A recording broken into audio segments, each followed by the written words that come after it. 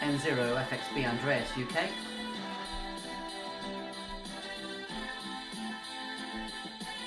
IC705FXB, just quick comparison between the Icom 705 and the Icom 5100.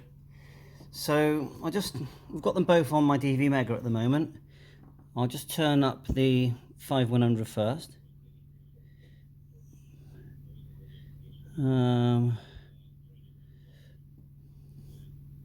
Let's get it right. Right, okay. We're on the B band.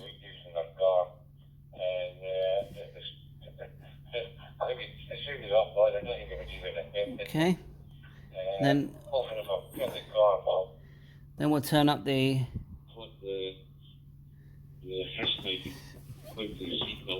705.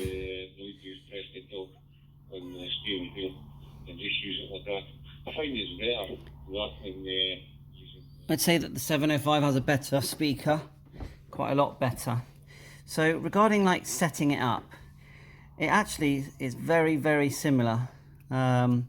So we've just seen that the 705 then had the GPS come through, and for some reason it didn't on the 5100, but it normally does. So if you want to change around on here now, see where it says from, you can toggle through just turning this dial knob on the B side, okay? Which is pretty good. It's gone to my D-Star hotspot there. And then if you look on the 705, you turn the big knob, and it's the same. You can toggle through, you know, all your different things. What I like to do is click the from, hit the TX history, then the TX DV history, and then you can just quickly select the one you use all the time. So, for example, jumbo hotspot here. It's gone straight to my D-Star hotspot. I've got a few on here. So, obviously the 705 is a single band radio, so you can't, you know, do everything at the same time.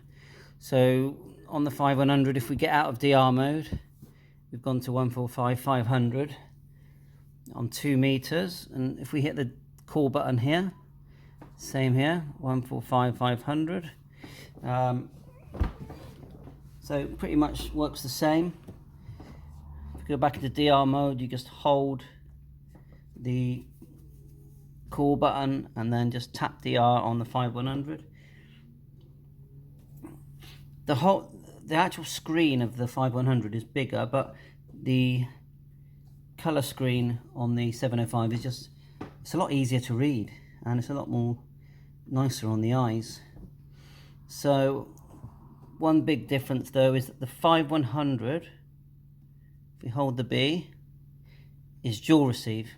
It won't receive dual DV at the same time, but it will receive, you know, dual band. So we could put the B band on FM, flick through local repeaters, and still be listening 145.66 to a hotspot at the same time. They've both got Bluetooth. They both pair to the what do you call it? The RS1 app on your phone, and both radios can be used even with the screen off. And even the 5100, you can actually disconnect the screen, and you can still fully use the radio using your phone app.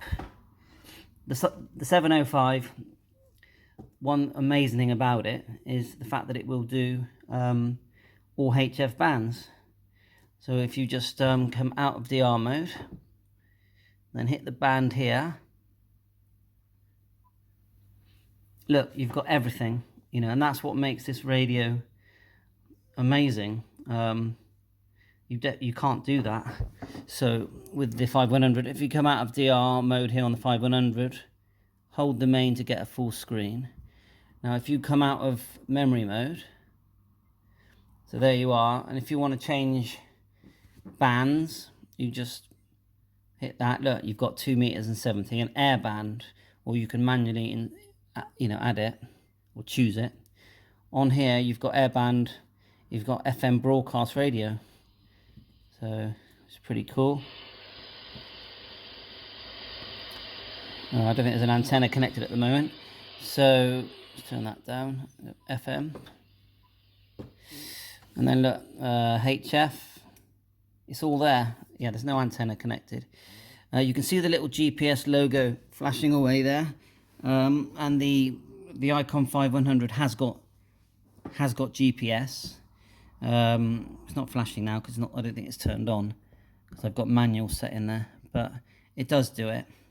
So I do think the 5100 is fantastic value. You can get them second hand for about £350 now, and you get, it basically does the same thing, 2 meters and 70 centimeters, D-Star, analog FM, but you get dual band, and that's why I would never sell the 5100, because most of us have got dual band collinear antennas. So if you don't want to break the bank, I think the 5100 is one to go for, or the 7100, because that does include HF, and I think the 7100, you can pick them up for about £750 now, maybe 700. You get a lot for your money, but you're not going to get the colour screen, and you're not going to get Wi-Fi. The thing about Wi-Fi that you've got, go menu, set, there you are, you've got a wireless LAN, there's Bluetooth. They've both got an SD card, but the wireless LAN, that opens it up for remote control. And lots of experimentations happening at the moment, and it's going to make more use of that wireless connection. So just a sort of comparison of the two radios. I mean, you have the separate body of the 5100 where they've packed everything into this radio. It's a very small package, and when you take it out the box and for what it costs, you do feel like, oh my god, what have I just paid for such a small device? But you've got to remember that because it's small and it's only 10 watts is the reason it becomes so portable. I take it all around the house, car, whatever. I mean, the problem with the 5100 is you're pretty much stuck where it is. You can have an Icom 51 handheld, but that's a completely different experience that you're getting than you're getting from from the 705. So I can see why they didn't bring it out with 50 or 100 watts. They didn't want to compete with the 7300 or the 9700.